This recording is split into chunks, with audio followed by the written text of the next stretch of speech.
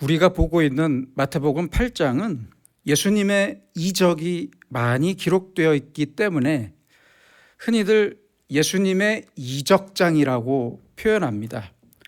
한센병 환자와 백부장 하인의 중풍병을 고치시고 베드로 장모의 열병을 고치시고 안식일이 끝나자마자 많은 병자를 고치셨고 귀신 들린 사람들을 전부 고쳐주셨습니다.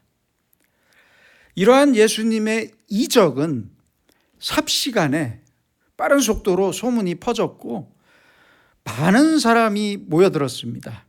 이런 상황에서 오늘 본문에 보면 한 서기관이 예수님을 따르겠다고 말합니다. 그러자 예수님께서는 이 서기관에게 나를 따르려면 적어도 이만한 각오와 열심이 있어야 한다고 말씀하십니다. 그런데 오늘 본문에서 예수님이 요구하시는 것은 일반적으로 그리스도인이 되기 위한 조건을 요구하시는 말씀이 아닙니다. 이것은 당시 예수님의 제자가 되기 위한 그것을 말씀하신 것입니다. 지금의 상황은 12명의 제자가 모두 정해지지 않아서 예수님께서 아직 제자들을 부르고 있는 중이었어요. 뒤에 마태복음 10장 2절에 가서야 드디어 정해진 제자들의 이름이 기록되어 있거든요. 그래서 오늘 등장한 이 서기관은 예수님의 제자 중에 한 명이 되기를 원하면서 예수님 앞에 나왔던 것 같습니다. 그리스도인은 크게 두 가지의 유형이 있습니다. 먼저는 일반적인 그리스도인, 보편적인 그리스도인의 유형입니다. 영어로 말하면 part-time ministry입니다. 부분 사역입니다.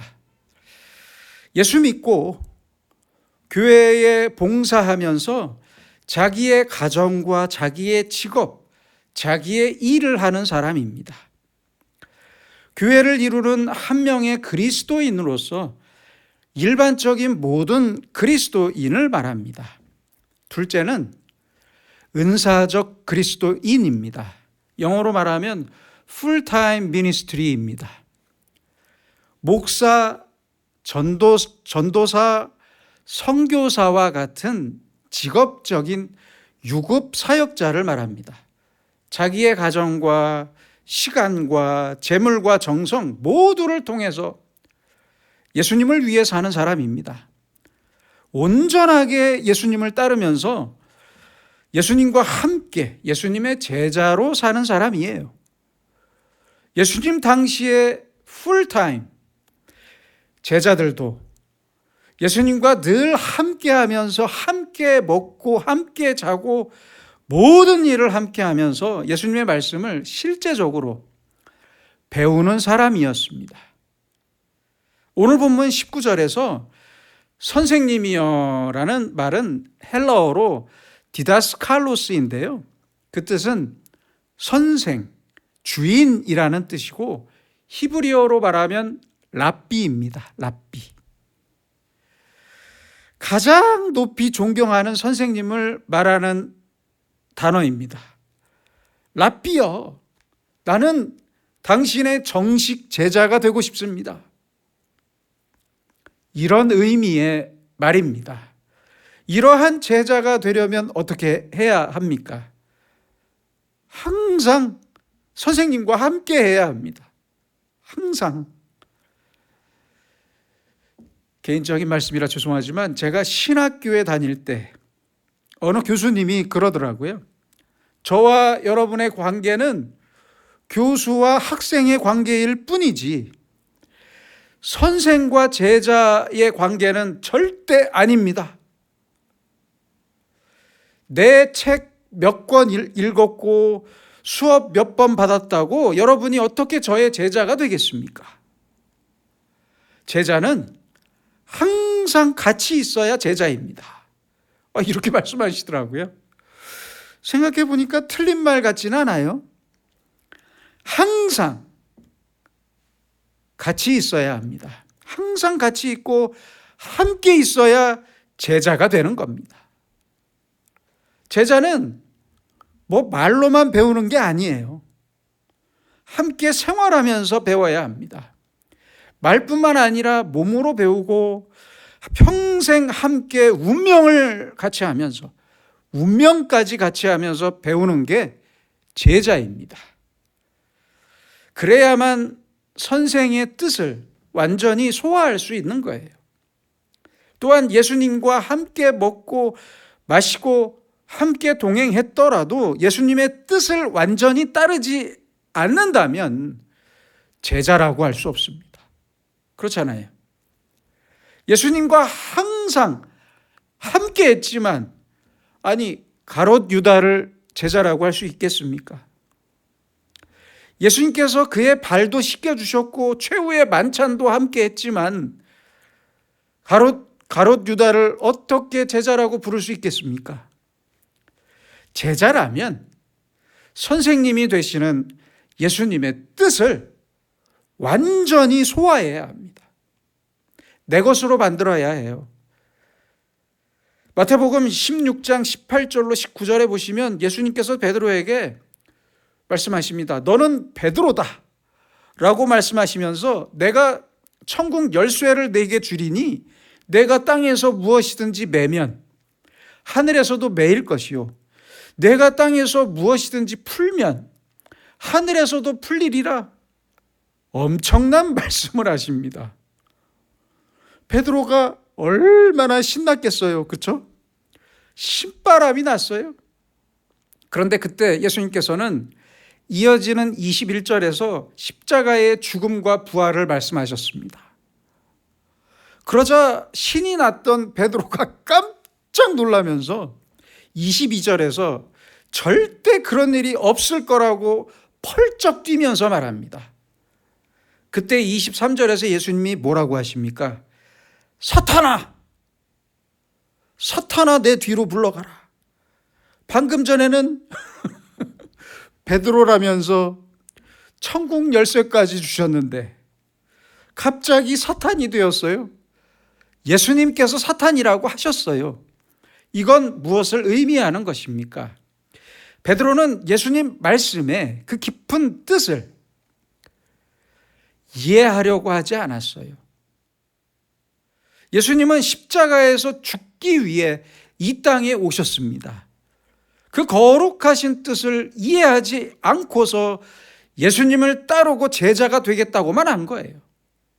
결과적으로 그렇잖아요, 지금.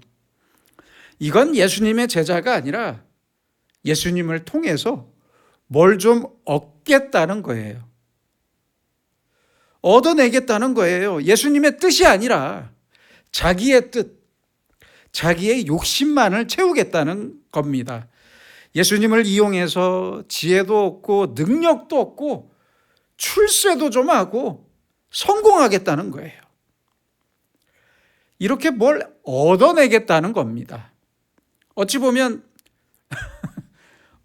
이런 사람들이 더 열심을 내고 더 제자 같을 때가 있어요. 지금도 그래요. 그러나 이런 사람은 절대 예수님의 제자라고 말할 수 없습니다. 어떻게 이런 사람이 제자입니까? 그래서 장로라고 모두 장로가 아니고 목사라고 모두 목사라고 할 수 없습니다. 그게 사실이에요. 예수님의 제자라면 내 개인적인 욕심은 절대 없어야 합니다.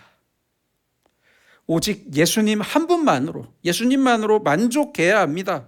예수님의 그 깊은 뜻을 모두 다 겸손하게 받아들이고 예수님과 함께 완전한 공동 운명체가 되어야만 제자가 될 수 있는 거예요. 그렇잖아요. 십자가의 죽음과 부활을 아주 깊이 이해하고 십자가를 나의 가장 큰 영광으로 생각하면서 예수님의 십자가를 나도 기쁘게 매일 지고 가는 사람, 매일 지고 사는 사람, 이 사람이 예수님의 제자입니다. 오늘 본문의 서기관은 바로 이런 자세나 태도 없이 그저 예수님께 제안만 했던 거예요. 19절입니다. 선생님이여 어디로 가시든지 저는 따르리이다. 그랬더니 예수님의 대답은 아주 엉뚱하십니다. 20절입니다. 여우도 굴이 있고 공중에 새도 거처가 있으되 인자는 머리 둘 곳이 없다. 예수님은 서기관의 마음과 그 목적을 알고 계셨던 것 같아요. 확실히 알고 계셨어요. 서기관은 깊은 이해나 각오 없이 그저 예수님의 아주 화려한 이적과 능력만 보면서 이런 예수님을 따르면 자기도 성공할 수 있겠다고 생각했던 것 같아요. 그 마음을 읽으셨던 것 같아요. 그래서 예수님은 그의 제안을 거절하면서 말씀하셨던 겁니다. 인자는 머리 둘 곳이 없다.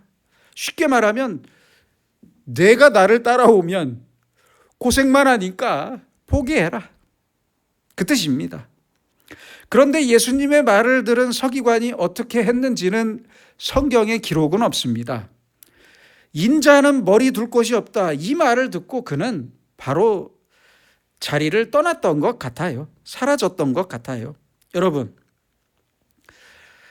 우리 부모님들이 항상 그런 말씀을 하셨잖아요. 고생도 해본 사람이 한다고 하잖아요.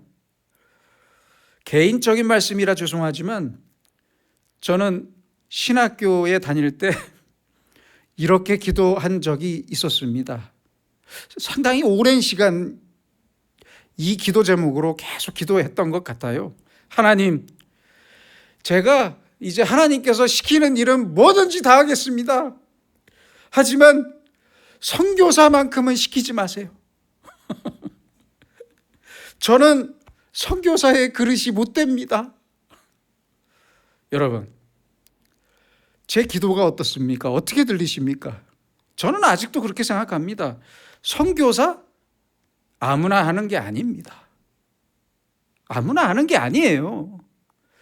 제가 보니까요, 고생 한번 해보지 못하고 온실에 화초처럼 자란 사람들은 해외 나가서 1년을 못 버티더라고요. 1년을 못 버텨요.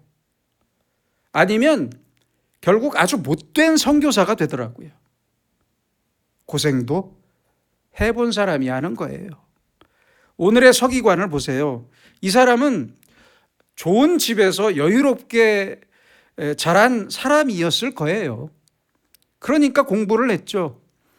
그래서 예수님께서는 너는 안 된다. 너는 안 돼. 포기해라. 그 말씀을 하셨던 거예요. 결과적으로 내가 가는 길은 머리 둘 곳이 없는 길이다. 절대 편한 길이 아니다. 이 길을 화려한 성공의 길로 착각하는 것 같은데 그래서 넌 안 된다. 넌 아니다. 예수님께서는 이렇게 거절하셨던 거예요. 만약 이 서기관이 그래도 괜찮습니다. 주님과 함께 죽으면 죽겠습니다. 이렇게 말했으면 좋았겠지만 전혀 기록이 없습니다. 그대로 떠났던 것 같아요. 이번에는 제자 중에 한 사람이 말합니다. 21절입니다. 주여, 내가 먼저 가서 내 아버지를 장사하게 허락하옵소서 이렇게 말해요. 이게 무슨 뜻이냐면요. 제가 주님을 따르겠지만 먼저 제 아버지를 장사하게 해주세요. 그 뜻이에요. 이 말뜻에 대한 재미있는 일화가 있습니다. 실화인데요. 영국의 어느 선교사가 자기가 선교하던 아프리카 현지의 한 청년이 너무 똑똑하더래요. 그래서 그 청년을 하나님의 일꾼으로 키울 생각을 하고 영국에 돌아가 있는 동안에 옥스퍼드 대학교의 말을 해서 이 사람을 입학하게 해줬어요. 전체 장학금과 생활비를 지원하는 조건으로 초청장을 보냈는데 이 청년이 말하기를 오늘 본문의 말씀과 똑같은 말을 합니다. 제 아버지의 장례를 하고 나서 가겠습니다 했어요. 선교사는 그의 아버지가 갑자기 돌아가신 줄 알고, 그렇잖아요. 우리도 그렇게 생각하겠죠. 위로의 편지를 보냈어요. 위로의 말과 함께 장례식 잘 마치고 영국으로 오세요 라고 보냈어요. 그런데 청년에게 답장이 왔어요. 왔는데 뭐라고 적혀 있냐면 제 아버지는 40세이고 아직 살아계십니다. 이 청년이 장례한다는 말은 아버지가 지금 돌아가셨다는 말이 아니라 자기의 아버지가 돌아가실 때까지는 유학을 갈 수 없다는 말이었어요. 그 뜻이에요. 지금 이 제자의 말과 똑같은 말이에요. 예수님 당시 그 지역의 문화도 이와 같았어요. 아버지가 돌아가시기 전에는 재산을 물려받을 수도 없고 집을 나갈 수도 없었어요. 이건 자식의 의무였어요. 의무. 지금이야 뭐 이런 문화가 없어졌지만 저 옛날에는 그렇지 않았어요. 당시 자식들의 가장 큰 의무는 부모님이 돌아가실 때까지 부모님을 모시는 거였습니다. 그래서 오늘 말씀에 내가 먼저 가서 내 아버지를 장사하게 허락하옵소서라는 이 말은 아버지가 지금 돌아가셨다는 게 아니라 오해하지 마세요. 아버지가 지금 돌아가신 게 아니라 살아있다는 말이고 아버지를 잘 모시다가 언제가 될지 모르겠지만 아버지가 돌아가시면 그때 장례를 치르고 나서 예수님을 따르겠습니다라는 의미의 말이었습니다. 이 말에 예수님이 대답하십니다. 22절입니다. 죽은 자들이 그들의 죽은 자를 장사하게 하고 너는 나를 따르라. 이렇게 말씀하셨어요. 저는 개인적으로 여기에 꼭 들어갔으면 하는 단어가 하나 있어요. 바로 지금이라는 단어입니다. 지금. 너는 지금 나를 따르라. 지금 나를 따르라. 이런 의미의 말씀이에요. 그렇잖아요. 가정에 대한 의무는 아주 중요한, 인간에게 아주 중요한 의무가 맞습니다. 그렇잖아요. 그러나 하나님의 일을 할 때는, 제자로서 하나님의 일을 할 때는, 풀타임으로 하나님의 일을 할 때는 그 가정의 의무를 완전히 만족시킬 수는 없어요. 어떻게 만족시키겠어요? 주위를 보면 가정을 너무 사랑해서 하나님의 일을 못하는 사람도 있어요. 그런 사람들도 있어요. 자식들 때문에 아무 일도 못해요. 과거에는 가정 때문에, 자식들 때문에 순교를 못했던 사람들도 많았어요. 얼마나 안타까운 일입니까? 나 죽으면 내 자식들은 어떡하나?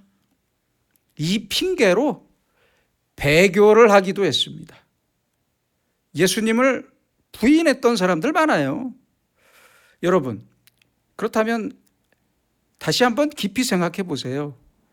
무엇이 먼저입니까? 무슨 일이 먼저고 누가 먼저입니까? 이것을 혼동하는 사람들이 많아요. 우리가 존경하는 안중근 의사가 우리나라의 독립을 위해 목숨을 바칠 수 있었던 이유는 그의 어머니인 조 마리아 여사의 편지가 있었기 때문입니다. 안중근 의사가 해외 망명을 심각하게 고민하실 때 조 마리아 여사님은 편지를 썼어요. 집안일은 생각하지 말고 최후까지 남자답게 싸우라. 얼마나 멋진 어머니입니까? 이렇게 말씀하셨고, 아들의 사형을 앞두고는, 이제 아들이 사형을 받게 됐는데 편지를 또 보내셨어요. 이렇게 보내셨는데요. 내가 만약 늙은 어미보다 먼저 죽은 것을 불효라 생각한다면 이 어미는 웃음거리가 될 것이다. 내가 나라를 위해 이에 이른즉 딴 마음 먹지 말고 죽으라. 대단하신 분이에요. 딴 마음 먹지 말고 죽으라. 옳은 일을 하고 받은 형이니 비겁하게 삶을 구걸하지 말고 대의를 위해 죽는 것이 어미에 대한 효도이다. 아니, 이 정도는 돼야죠. 그리스도인이. 얼마나 멋진 어머니입니까? 얼마나 대단하신 분입니까? 오늘 예수님께서도 그런 취지의 말씀을 하신 거예요. 죽은 자들이 그들의 죽은 자들을 장사하게 하고 너는 나를 따르라. 효와 충과 효가 서로 대립하게 될 때는 바로 이 말씀이, 오늘의 예수님의 말씀이 가장 확실한 해답이 됩니다. 잊지 마세요. 내 가정의 일과 하나님의 일이 지금 대립하고 있어요. 대립할 때는 분명히 하나님의 일이 먼저입니다. 잊지 마세요. 부모님이 돌아가실 때까지 자식의 의무를 다하는 것도 중요하지만 영적으로 예수님의 입장에서 사람들을 보면 영적으로는 이미 다 죽은 사람들이니까 죽은 저 사람들이 너의 아버지를, 죽은 자를 장사하게 하고 너는 지금 나를 따르라. 예수님은 이렇게 말씀하셨던 거예요. 옛날에는 묘살이라는 게 있죠. 묘살이. 아버지가 돌아가시면 아버지의 묘 앞에서, 묘지 앞에서 3년을 살았습니다. 3년. 그 묘살이가 끝나고 나니까 이번엔 어머니가 돌아가셨어요. 또 3년 묘살이를 시작합니다. 이게 뭡니까? 죽은 자에 대해서 이렇게 인생을 낭비해야 되는 것입니까? 제가 옛날에 살다 죽을 때가 되었다면 제 자식에게는 이렇게 말했을 것 같아요. 묘살이 하지 마라. 절대 묘살이 하지 마라. 시간이 아깝다. 이렇게 말했을 것 같아요. 보세요. 아직 돌아가시지는 않았지만, 아버지가 아직 돌아가시지는 않았지만, 부모님이 돌아가시지는 않았지만, 부모님이 돌아가실 때까지 자식의 의무를 다하고 나서 예수님을 따르겠습니다. 어느 제자가 지금 이렇게 말을 하는데 사실은 생각해 보세요. 부모님보다 예수님이 먼저 죽으세요. 예수님이 먼저 죽으실 거예요. 후회할 일 만들면 안 됩니다. 그래서 예수님은 안 된다고 하셨던 거예요. 너는 지금 나를 따르라. 가정에 대한 의무와 가정에 대한 일도 중요하지만 그 일이 하나님의 일과 정면으로 부딪힐 때는 하나님의 일이 먼저라는 사실을 우리는 늘 잊지 말고 살아야 합니다. 예수님의 제자에게는 이것이 아주 당연한 선택이고, 아니라면 예수의 제자라고 할 수 없기 때문입니다. 기도하겠습니다. 우리의 완벽한 선생님이 되시는 예수님, 주님의 제자로서 항상 부끄러운 저희에게 제자로서의 마땅한 마음과 태도와 은사를 허락해 주시옵소서. 너는 나를 따르라 라는 주님의 말씀을 우리가 항상 기억하면서 다른 모든 일보다 가장 먼저 주님을 따르게 하시고 예수님의 명성이 아닌 예수님의 영성을 따라 살게 하시고 나의 가진 것이나 명예가 아니라 주님의 명령을 따르게 하시고 다른 모든 때보다 지금부터 주님을 따를 때 제자로서 필요한 모든 지혜와 은사와 능력을 내려주시고 은혜와 평강과 복을 누리며 살도록 우리를 인도해 주시옵소서. 예수님의 이름으로 기도드립니다. 아멘.